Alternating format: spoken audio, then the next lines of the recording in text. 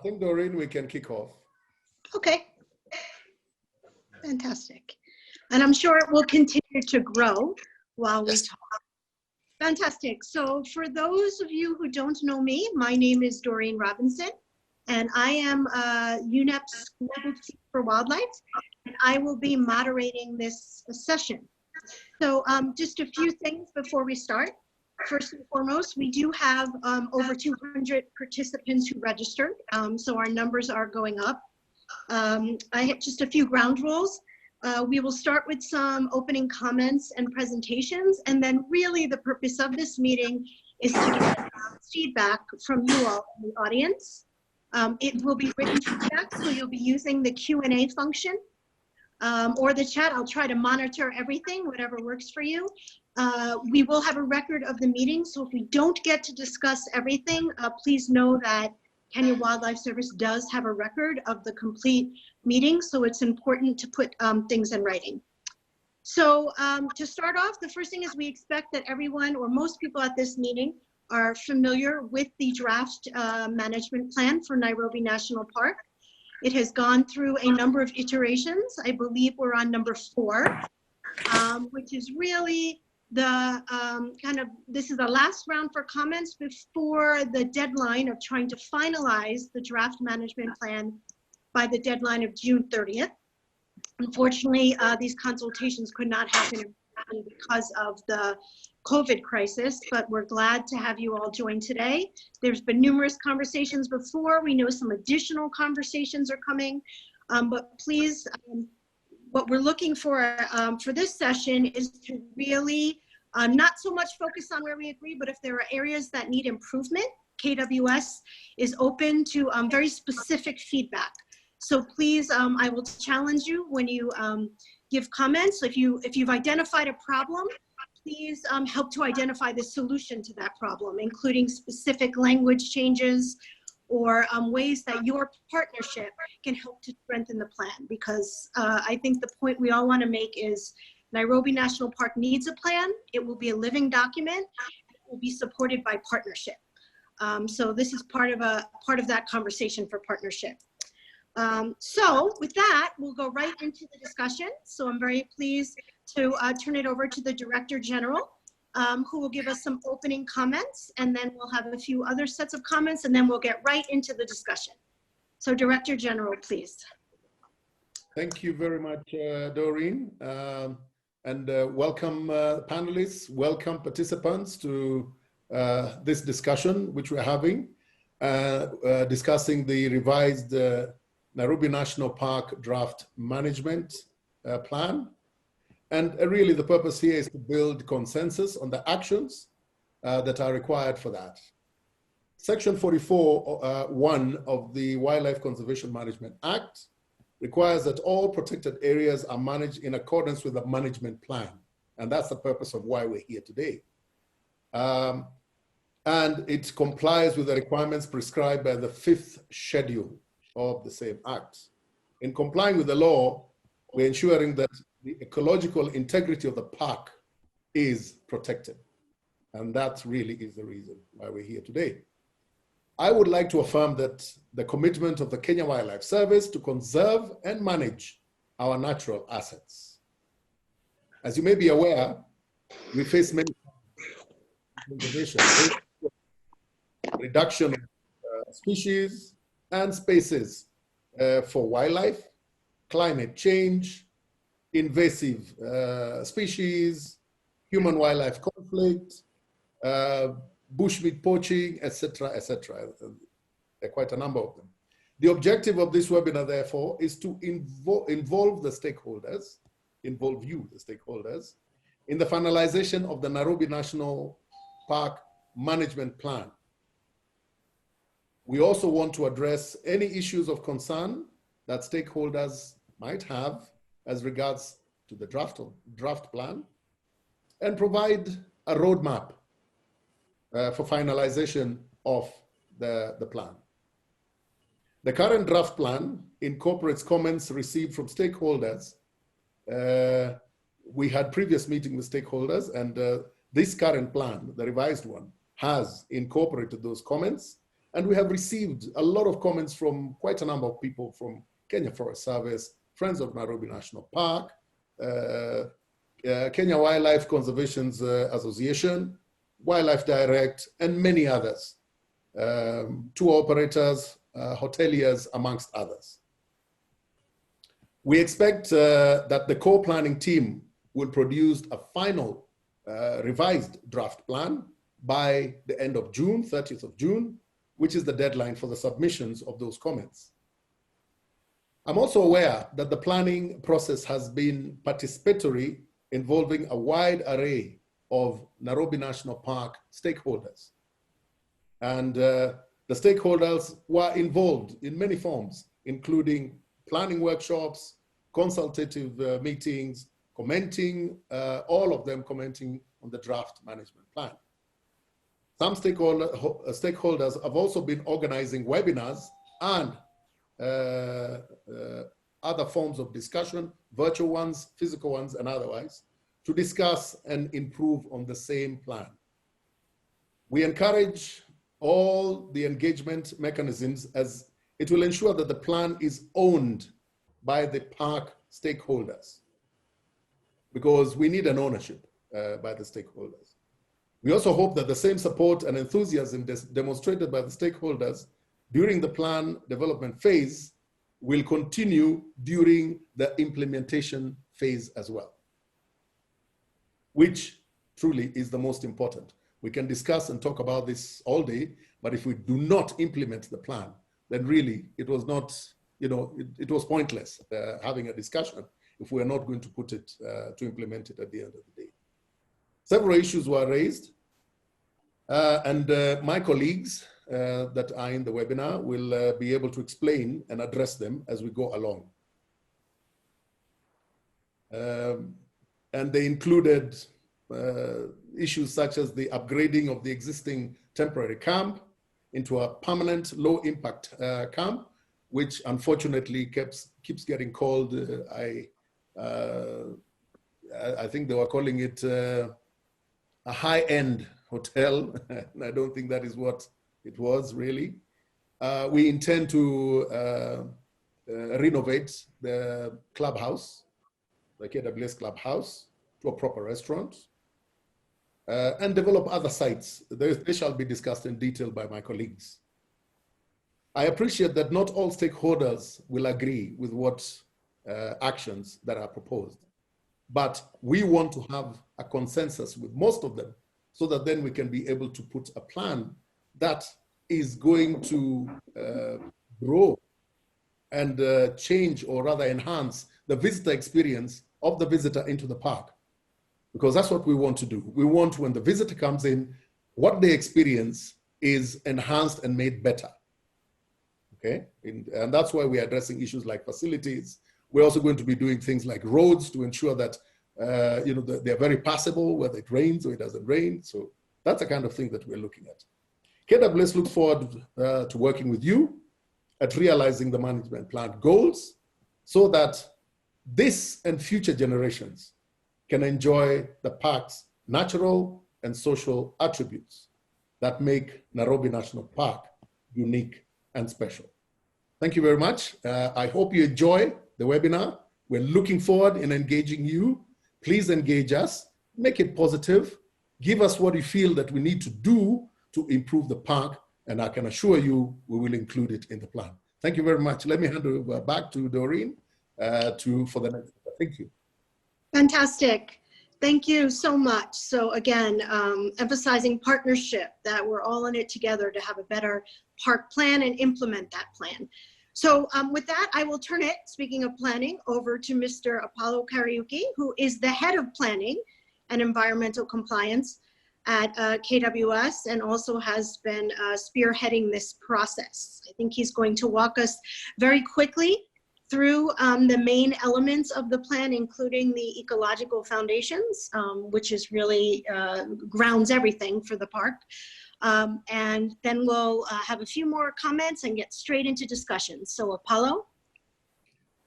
Thank you, Doreen. I think I'll be taking you through the planning process, the standard planning process that we follow at KWS. and also the planning process that we have gone through in the development of the management plan for Nairobi National Park. I know there are those who participated in the Friday webinar. And so some of the slides that I'll be showing are those that I also presented on Friday. But all the same, for the benefit of those who are not in that webinar, I will be going through what the journey we have gone through to develop the draft management plan that stakeholders are reviewing right now. So it has been a process, and it's a process that started quite a while back. So I'll be going through that process. I can see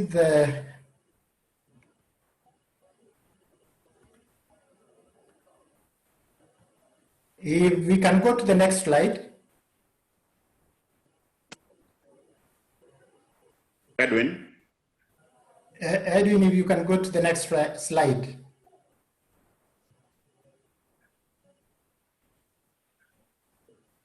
Or if I can be allowed to share my screen.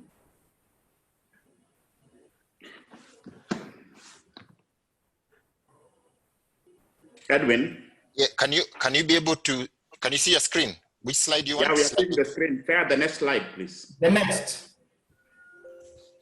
Just a second.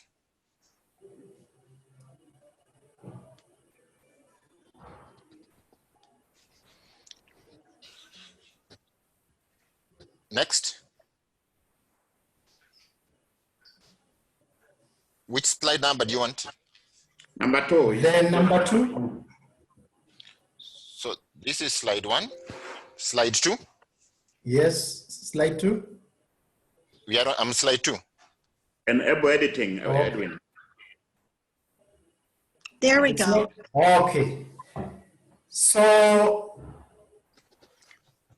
this is an overview. What is on the screen is an overview of the planning process that we follow in the development of management plans at KWS. And indeed, we have developed many plans, and you'll find those that have been approved and gazetted, you'll find them on our website. And we normally start off with a plan scoping meeting to identify the problems and opportunities that the plan will address, and also carry out stakeholders analysis and identify the exceptional resource values that need to be conserved in a protected area. And the output from that activity is a plan scope of work, or the terms of reference for the planning process. Then the second step is a resource-based inventory and individual stakeholder consultations, where we develop a resource-based information report, which is referred to during the following planning activities, such as the stakeholders planning workshop and community workshops. So during the community planning workshops and stakeholders planning workshops, a plan foundation report is developed, which is what you can refer to as the draft 0. Thereafter, this draft plan, the 0 draft is taken over by specialists in ecology, tourism, community, and operations and security, who now develop the draft plan. And once the draft plan has been developed, it is taken back again to stakeholders in a plan validation meeting. And I would say this is where we are. After the validation, this is when we produce the revised draft plan. And the revised draft plan is presented now to the KWS Board of Trustees, who approve the plan, and then it is transmitted to the Cabinet Secretary, Ministry of Tourism and Wildlife for gazettement according to the Wildlife Act. And from the next step now, after the gazettement of the plan, the next step in the planning process is implementation. And it is worth noting that this is the most important phase of the planning process because it doesn't end with a document. We can have a document and then we keep it on the shelf, but the most important phase of the planning process is implementation. And the plans that we prepare are normally for last 10 years, but we review them every 3 years. So this is not a static plan. It is an adaptive management plan. We implement for 3 years. The lessons learned are also incorporated in a revised plan every 3 years. The next one. Next slide. And for the Nairobi National Park management planning process, you'll note that the first meeting, we held the plan scoping meeting way back in 2014. That is when we identified the geographic scope of the plan, the problems and opportunities to be addressed by the plan, exceptional resource values, stakeholders analysis who will be involved in the planning process, and all that was done way back in 2014. But you know that the planning process stalled for quite a while, and it restarted again in 2018 and 2019 with core planning team meetings, and whereby we revised the plan scoping report and also started the plan drafting. And at the end of 2019, also a visitor experience master plan was also, a process was started on that, and at least by now we have completed that one. So what we have today has been a process. In other words, it's a product of several activities that have been carried out. And at the beginning of the year, February, we had a stakeholders planning workshop and 2 consultative meetings that were held in March.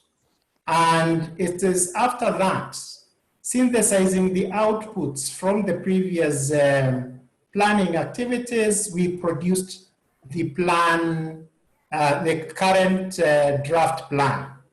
But still, last Friday, we had an ecology webinar, and I know we are going to continue engaging in other meetings before we finalize this plan. And as the DG put it, it's supposed to be a consensus-based plan because we will all be involved in its implementation. Next one. Next slide.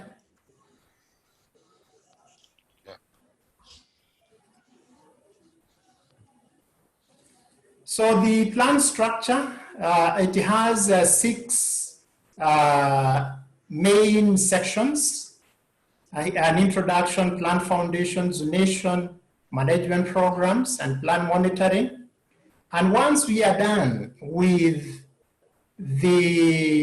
once we have agreed on the actions, the 10-year time frame, we will now sit with the management and develop the 3-year activity plans. So that is the plan structure that you'll find it might not look like this, but at least the key elements of the plan are what the key elements of the plan are contained in that figure there. So we have the 10-year, the first 3 are 10 years, and then the last one, activity plans. are supposed to last only 3 years, and then we review. So you end up having at least 3 activity plans developed during the duration of the plan. Next. The next one. And the key features of the plan, as you have noted, it has 5 management programs, and the management programs are the ecology, tourism, community, and security and operations. And each one of those programs, we have themes, thematic areas that are addressed, and there are 19 thematic areas that are addressed that you would say encompass the park management, what park management is all about. And the management programs are structured according to the program purpose and management objectives and actions, which last 10 years. Then you have the activity plans that management activities, and in fact, these are normally in the annex because they change every 3 years. They are so you have that kind of structure in the plan. The next one. The next slide, please.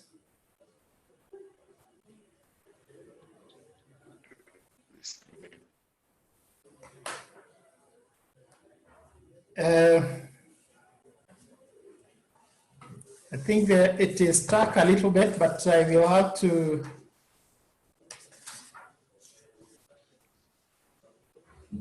The one ahead. Let's continue, number 4.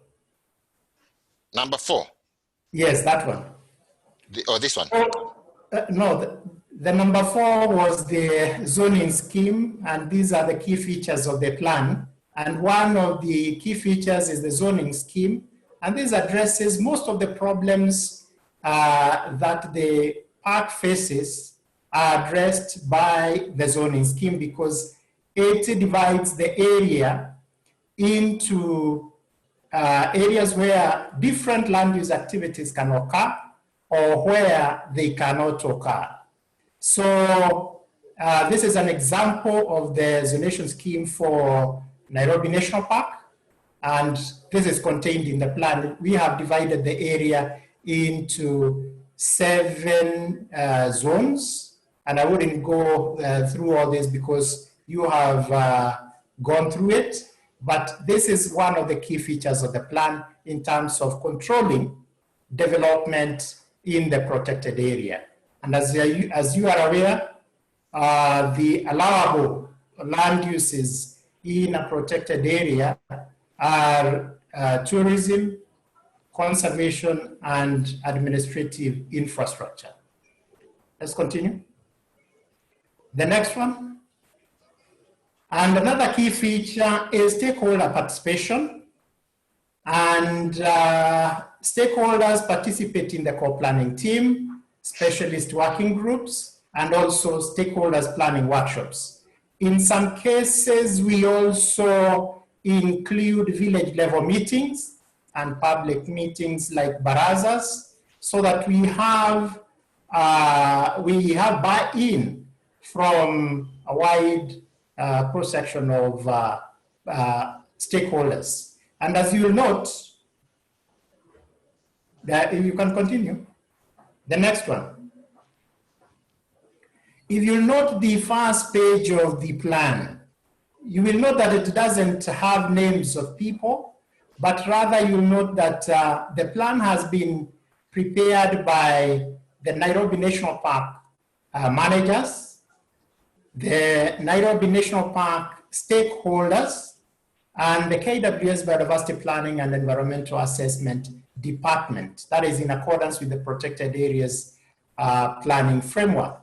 So what this means is that your contributions, and most of you have noted that, the comments that you have given us have been incorporated in the draft plan, and they have helped to improve the draft that we had circulated earlier. So it is not a plan that has been done by KWS alone, but we are saying that it is a plan that we are preparing with collaboration with stakeholders, and this is as it should be. Let's continue. And the plan has identified at least 12 major issues of concern. And from each one of those major issues of concern, you'll note that you can break down each one of those issues into a lot of sub-problems. So each one of them can be broken down into many other smaller problems. But the key issues are, and especially the first one, that is habitat loss and fragmentation in the dispersal areas. That is one of the most major challenges that the park is facing, because we have migratory wildlife. And in the dispersal areas, we are noticing that settlement and infrastructure, public infrastructure, as well as fencing is fragmenting the dispersal area. So we also have declining wildlife population in the park, and then poaching, human-wildlife conflicts, alien and invasive species in the park, pollution, mining and quarries that is outside the park, and especially in the dispersal areas, and then climate change, low park visitation, and increased urbanization and settlement on the sheep and goats ranch, which is one of the key dispersal areas for wildlife, and also infrastructure development. So, next one. This is just an example of habitat loss and fragmentation in the dispersal area. And you will note that apart from a very small area next to the park, I don't know whether okay. Apart from this area here and the green, most of the rest of the dispersal areas is highly fragmented. Another thing is that there is this road that is being constructed here. This at the river Ongatarungai to Matasia Road, and it will further fragment this dispersal area here.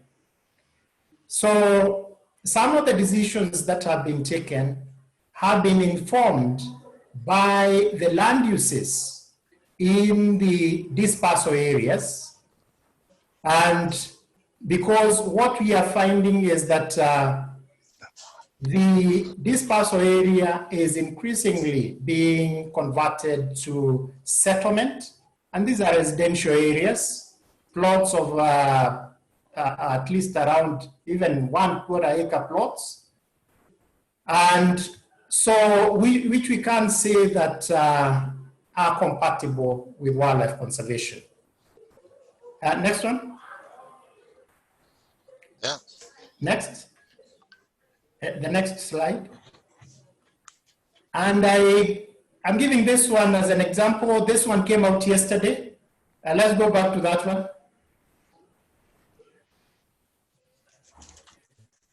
That one was an advert that was issued by the Kenya Urban Roads Authority, by Urban Roads Authority, Kura, and that was yesterday. And they have advertised for the construction of, tendered the construction of this road, and the tender is closing on 14th of June, which means what we are saying is that the habitat connectivity rather in the dispersal area is threatened by further fragmentation, and you can expect that the road will draw a lot of people to the area and for settlement, and especially for settlement. Let's go ahead. The next slide, and the last one.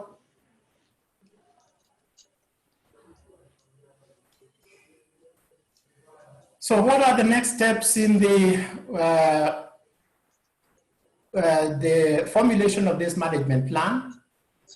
So we are expecting that up to 30th June, we will have received all the comments, and then we are going to, as a co-planning team, we are going to incorporate all the comments as we have been doing. As you have noted in the current draft plan, we have incorporated most of the comments that you had given. And then we expect by 15th June, we should be having a revised draft plan that can be presented to stakeholders for validation. And then we'll compile a final draft for approval by the board, and which will be presented around maybe 15th of August. And thereafter, the final plan will be gazetted by the CS. So the next steps in the planning process are what is outlined there. Those are the next steps that we foresee. But at the same time, we know that we will be receiving and accommodating all the comments that we will be receiving from stakeholders. So I think I will stop there, and thank you very much. Thank you so much for that comprehensive walk through the process, as well as some of the challenges you faced. There's a number of comments coming in. We are going to get to them, but there is one very specific one. Apollo, while you were speaking, there was some requests for just clarification on the threats analysis process and what that process was. Or is that something you're able to answer now briefly? Come again? Yeah, so the question, sorry, I'm going to read you the question because there's lots of other questions that are going to require much more discussion. But can you please just advise how the threat matrix was developed? And if you could just in a few sentences explain that process. Oh, okay. The threat matrix was developed through first of all, we identified the conservation targets. And every conservation target, we identified the problems that, or rather the threats that affect it. And we also looked at the scope of the threat and the severity of the threat. So those were the two factors that we were looking at, the scope and severity of the threat. In other words, the threat matrix was based on a simplified form of the conservation action plan, the Nature Conservancy conservation action planning that has been adopted in the protected areas planning framework. So we normally use the scope of the threat. Great. Thank you. And the severity of the threat. Thank you for that. And for folks who don't know, the Protected Areas Planning Framework is a document that you can get publicly as well, as I understand it. So with that, again, we keep the questions and the comments coming. We will get to discussion. But for right now, I'm going to turn it over to Professor Charles Misioki, our Director of National Parks and Reserves, for a few more comments. All right, thank you very much, Doreen. I will walk you through the visitor experience component of the planning process and begin by saying that Nairobi National Park is quite an old park, established in 1946. And it has a lot of uniqueness as a national park. The first one being, it's the only park of its kind that is within a city. And despite that, the park has a very high diversity of wildlife. Over 100 mammalian species are found in this park. There are more than 400 species of birds. We have rhinos, we have buffaloes, we have leopards, we have lions. We have a very wide range of herbivorous species that live in the park. The park is also quite accessible because the fact that it is within a city, it's very, very accessible to the public. And as a result of that, the park receives every year over 200,000 visitors. So on average, we are talking about 500 visitors per day. Now, for the last 10 years, KWS has been carrying out visitor satisfaction surveys to just get a feel of what the visitors think about the park. And one of the things that has come out very conspicuously is that the park isn't giving visitors the best possible experience. And this is coming from the visitors themselves. They've been raising issues to do with low wildlife sightings, that when they visit, they don't always see wildlife as they would like to, or as they expect. They complain about the road network in terms of the roads being rough and dusty during dry seasons, and that some of them also become impassable during the wet seasons. Visitors have also raised a lot of concerns about an inefficient park entry process, that it takes long to be processed to get into the park. There are long queues sometimes that stretch all the way to the junction to Carnival. Visitors have also raised issues about restrooms, and in particular the toilets in the park, that these toilets do not quite meet their expectations, they are not sufficient, and so on. Visitors have also raised issues about park interpretation, that this park is not fully interpreted for them, the signages need some improvement, and so on. And finally, the visitors have also raised concerns about the lack of an eatery in the park. That you get into the park, you do a game drive, there is nowhere you can stop and get water, buy some food to eat, some soda, and so on. So this feedback has actually made us think about how we can actually improve the park so that visitors can get the best that we can offer as an experience in the park. And so as part of enhancing the visitor experience, we have now realized that visitor taste has changed over the years. The visitor of today is not the same as the visitor of 10, 20, 15 years ago. The taste has completely changed. We've also realized that we need to improve park infrastructure, in particular the roads, that we have to make the roads better so that our visitors can have a good experience when they're carrying out their game drives. We've also realized that we need to upgrade and refurbish the visitor facilities. Our picnic sites, we need to look at the possibility of providing an eatery where visitors can stop by, have breakfast, have lunch, probably buy a snack or two, and move around. We are also looking at making the park entry process efficient, because the current system is old and takes a long time to process visitors, especially when we have a peak visitation period. We are looking at revamping signage so that the signage becomes better, becomes more informative, becomes interactive, and we are going to introduce storytelling. You will agree with us that we don't tell the story of Nairobi National Park. We don't tell the story of conservation in Nairobi National Park. And being the first park in the country 74 years ago, I think it presents a very good opportunity for us to tell a story about the park and the story of conservation in Kenya. So we are also looking at leveraging on technology. Again, today's visitor is tech savvy, and we are looking at how we can actually enable Wi-Fi throughout the park so that visitors are able to interact as they move around.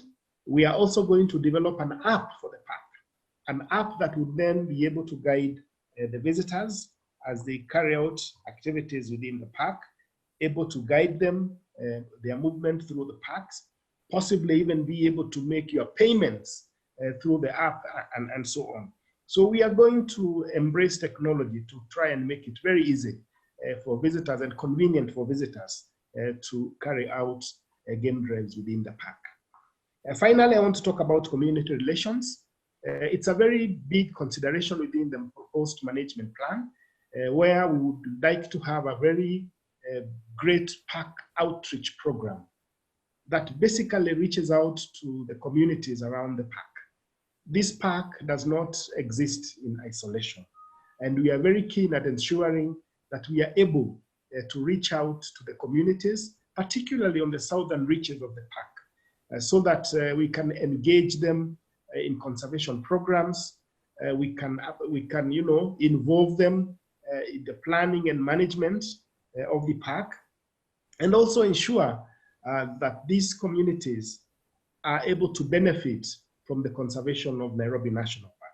We're particularly looking at the community that lives across the Hippo Point in the park, where we would want to set up some stalls for them, where they'll be able to sell artifacts to visitors. We are going to improve the footbridge across the river so that it is safe and easy for visitors to walk across to that side of the community. And we are planning to put up an amphitheater for them so that they have a site where they can do cultural performances for the visitors. Again, as a way of ensuring that this community is able to benefit from the park. We are also looking very keenly at ecotourism, and in particular, as it relates to the Nare to Noi Conservancy, which is one of our neighbors to the south. We want them to be part of the larger Nairobi National Park conservation area, so that the community that owns this conservancy can also participate in conservation and also benefit from that conservation as a result of that participation. We recognize the importance of the Nare to Noi Community Conservancy in the ecology of the park. You know, it's part of the ecology, and it would be to the advantage of the park if the Nare to Noi Community Conservancy becomes part of the ecosystem. So I wanted to just share those few remarks with you. We'll probably subject them to deeper discussions. Thank you very much. Thank you so much. I do wonder, I don't know if it's you or something Patrick can cover, but we do have a few questions coming in asking for clarity on the Nairobi National Park Experience Task Force. Who is on it? How is that set up? And is there a way for stakeholders to engage directly? Perhaps you or Patrick will be able to answer that. Yes, I can make a comment on that. The Nairobi National Park Master Plan Task Force is actually an administrative outfit that was established within the service to look at ways in which we can improve the visitor experience in the park. And this task force has been working on the visitor experience side of things, and it's completed its task. We have been able to reach out to stakeholders. I know we have had engagements with FONAP, Friends of Nairobi National Park, about the ideas that we would like to be captured in the management plan, and we got their feedback. So it exists, it's done its work, and it's reached out to stakeholders. Thank you. Okay, I'm gonna, there's so many questions coming in, but we're gonna go to Patrick right now.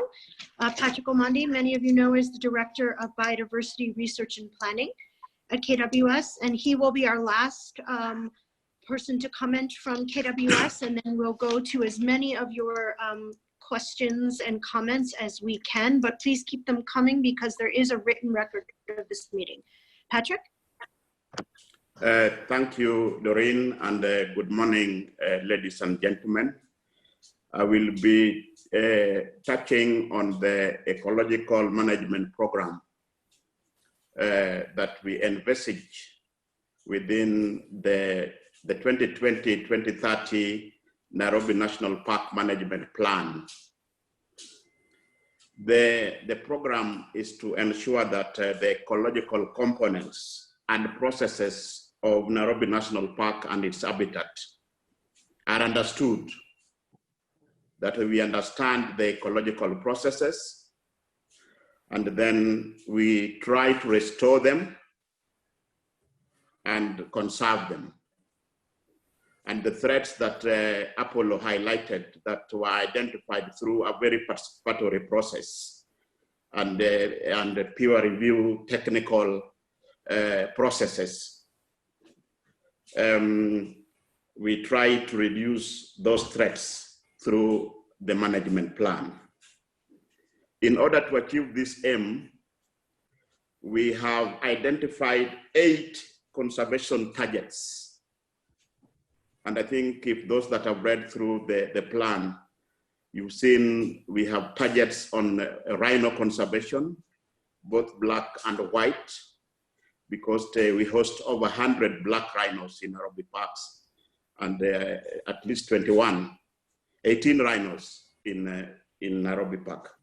It will focus in addressing issues of migratory species, the focus on large carnivores, the machized giraffe, the wooded grassland and open grassland, the open low shrubland, highland dry forest, and river systems and wetlands. To achieve this, if you read through the plan, we have identified 10 priority actions within the Ecological Management Program. One of them is to manage and enhance black rhino conservation in accordance with the Black Rhino Action Plan 2017-2021 that will be embarking in reviewing very shortly. We want to maintain the rhino population below the determined ecological carrying capacity. We want also to build the white rhino population to the minimum viable so that they breed. And when breeding, we intend to use the rhino also to restock new rhino areas in the country. Third, we want to enhance the lion conservation and management by improving the dispersing, improving on the management of dispersing species and minimize threat to Maasai giraffe and its habitat. Then the fourth one is to develop and implement a prescribed fire management plan so that we improve on the quality of habitat. You know, this is a unique park. It is within a city. As much as we say segments of it is still open, but the reality on the ground is that with the development around the city, this park is actually closed. I know animals still move in and out, and one of the focus will be to look at the viability of the corridors, dispersal areas, and that has been clearly spelled out in this plan. The next one, we want to do some salt supplementation. I think these are historical things that have been done before. They were stopped, and we want to improve the quality of the habitat so that we can have the animals roam freely. And I think we have identified which salt licks are traditional salt licks, and we'll be supplementing them so that we can have a thriving animals in the park. We are also designing and implementing a grass mowing pilot scheme to maintain short grass lawns. And one of the key things, and I think if you've read the plan, we have mapped out the invasive species. There are several invasive species, you know, from Palethian, we have the Lantana camara, we have eucalyptus trees in various hotspots. And we have identified on the control of the invasive alien species that threaten the park. And if we talk about the park, and I'm saying we want to try and restore the buffers, we also think of the buffers when it comes to the alien invasive species. The eighth one, priority action, will develop alternative water sources for wildlife inside the Nairobi National Park. And the ninth will be to establish a water resource users association to control water use and pollution. You know, we want to try and focus on addressing what happens in the catchment before this water comes in. And I think if we have this association, it will be able to help us address the control and how water moves around. And the 10th priority action will be strengthen our capacity of research, developing a stronger linkage with universities and other institutions so that we can work together to develop key ecological programs. In addition to the 10 programs, we'll try to prioritize, and I think in the last webinar we had on the ecology, on how we address the issue of liquid pollution and also the issues of the impact of climate change, particularly focusing on habitat restoration. You know, I think it's the East African Wildlife Society that offered to partner, and we actually welcome them to come on immediately, and any other partner, so that as we trying to finalize on this plan, our minds will also be focusing on the implementation. You know, you can have a good document, and I said it in the last webinar, that a management plan is not a static document, you know, it's a living document, and it remains open. It's 10 years, but nobody stops you from improving if any new challenge emerge here and there. We'll do coloring. You know, we've talked about dispersal area, and Apollo and Charles mentioned about the community, but you know, it is our desire to have this corridor and dispersal area to improve on the ecology and the life of animals. But whether it is viable and how far this corridor goes with the infrastructure development and the land use and land tenure systems outside the park, we need to, as ecologists, to focus on looking at the viability, and they will, through this plan, use technology also to do collaring and monitoring and geofencing. You know, when these animals are collared, you can easily know to what extent they move when they get out of the park. And because of the neighboring community having multiple land use with livestock, a specific focus on zoonotic disease monitoring will also constitute part of the ecological program that we are going to do post this plan. So we have a number of activities identified.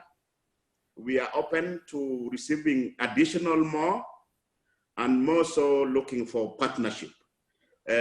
For example, to start working in identifying the extent of this potential corridor that is facing a multitude challenge, and Apollo actually displayed that map. And when you talk about a corridor with fences all over, and you know, the threats that we have when we talk about poaching is not the poaching for the big game, the elephants and rhinos. We are talking about bushmeat. When they go out to these corridors, I think that's where the main threat is, because of the multiple land use.